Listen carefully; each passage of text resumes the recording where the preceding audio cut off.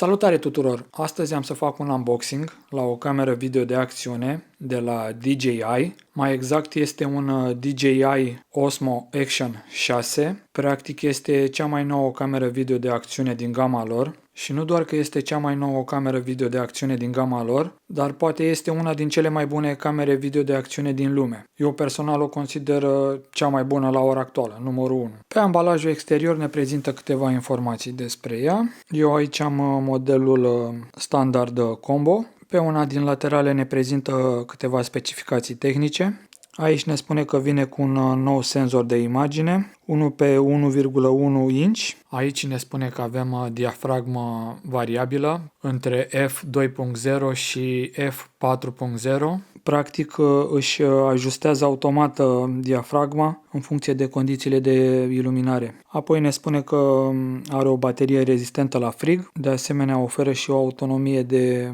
maxim 4 ore. Apoi la capitolul sunet avem Osmo Audio. Practic putem conecta două microfoane wireless la această cameră video. Apoi ne spune că avem o memorie internă de 50 de GB. Practic nu ar fi nevoie să mai cumpărăm un card de memorie extern. Aici ne spune că este waterproof, rezistă la o adâncime de maxim 20 de metri. Iar mai jos ne specifică conținutul pachetului. Avem camera video, acumulatorul cu o capacitate de 1950 de mAh. Apoi avem un adaptor curbat, adeziv. Acesta se poate monta pe o cască de schi. Apoi avem un șurub de prindere pentru adaptor, un cablu de date sau de alimentare, un cablu USB de tip C și încă un adaptor Dual Direction Quick Release. Ne recomandă să folosim un încărcător de rețea cu Power Delivery. Puteți folosi fără probleme încărcătorul de rețea de la telefonul mobil. Camera, bineînțeles, făcută în China, made in China. Și să vedem cum se prezintă.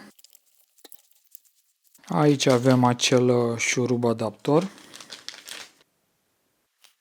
Aici avem cablul de date sau de alimentare. La ambele capete avem conectorul USB de tip C.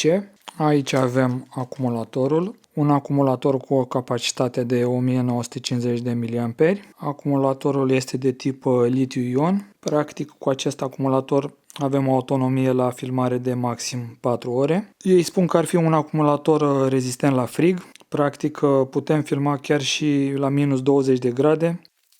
Aici avem adaptorul adeziv curbat. Acesta se poate lipi pe o cască. Aici mai avem câteva stickere.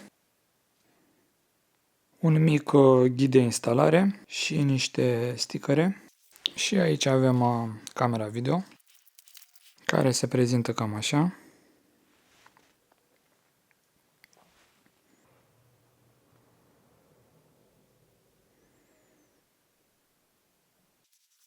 Aici pe obiectiv ne spune că poate filma la un unghi de 155 de grade. Ne spune că avem o diafragmă variabilă, maxim f2.0 și minim f4.0. Practic în condiții de iluminare scăzută diafragma va fi la maxim, adică f2.0. Și tot aici ne spune că avem un senzor 1 pe 1,1 inch, un senzor de imagine foarte bun ce poate filma chiar și în condiții de iluminare scăzută la calitate foarte bună. Pe una din laterale avem un buton de pornit-oprit. De asemenea, tot aici avem și accesul la portul USB de tip C. Carcasa este din plastic. Pe margine avem un cauciuc moale ce poate ajuta în caz că o scăpați pe jos. Pe o altă laterală avem accesul la baterie. Aici putem introduce acumulatorul, dar și un card de memorie externă. În față la cameră avem un display de tip OLED cu touchscreen, ce are o mărime de 1,46 de inch, iar pe spate avem un display OLED, la fel, cu touch, partea de sus avem butonul pentru fotografii sau pentru a porni înregistrarea sau a opri înregistrarea. De asemenea, camera este echipată cu 3 microfoane. De asemenea, nu are nici GPS. Camera are un senzor de imagine de 38 de megapixeli. Ca și accesorii pentru această cameră video putem folosi un card de memorie de genul acesta de la SanDisk cu o capacitate de stocare de 256 de GB sau chiar unul de 128 sau chiar unul de 64 de GB. De asemenea putem folosi și un adaptor de genul acesta, tot de la DJI, un adaptor pentru sticlă, pentru mașină, parbriz. Așa cum am mai spus la începutul acestui clip, eu personal consider că această cameră video de acțiune este una din cele mai bune la ora actuală și asta datorită senzorului de imagine, ce poate filma la o calitate foarte bună chiar și în condiții de iluminare scăzută. În meniul camerei avem partea de fotografie, partea de video, modul Super Night, ce ne oferă setările cele mai bune în condiții de iluminare scăzută, partea de urmărire subiect, partea de slow motion, time-lapse. Pentru mai multe detalii tehnice sau dacă vreți să știți de unde am cumpărat-o, vedeți linkurile din descrierea acestui video. O să fac și câteva teste cu această cameră video. O să vedem cum filmează atât în mișcare pe timp de zi, cât și pe timp de noapte, în condiții de iluminare scăzută.